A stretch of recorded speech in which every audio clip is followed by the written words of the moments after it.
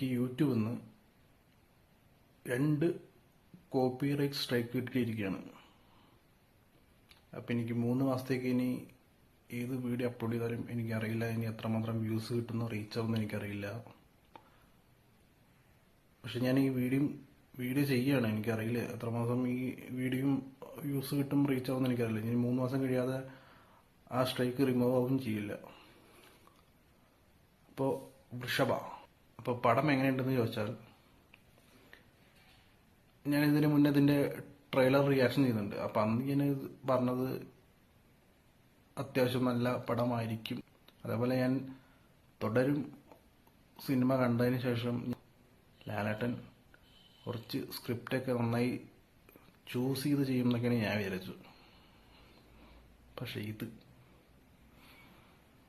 എനിക്ക് മനസ്സിലാവാത്തത്, ഇതിപ്പോൾ ലാലേട്ടന് ഇത് കഥ കേൾക്കുമ്പോൾ മനസ്സിലാവില്ലേ, അല്ലെങ്കിൽ സ്ക്രിപ്റ്റ് വായിക്കാൻ മനസ്സിലാവില്ലേ ഇത് ഓടുമോ ഇല്ലയോ? ഒന്നില്ലെങ്കിൽ ഇത്രയും സിനിമ ചെയ്തൊരു ആളല്ലേ, പിന്നെ എന്തിനാണ് ഇങ്ങനത്തെ സിനിമയ്ക്കൊക്കെ പോയിട്ട് തലവെക്കണമെന്നാണ് മനസ്സിലാവാത്തത്.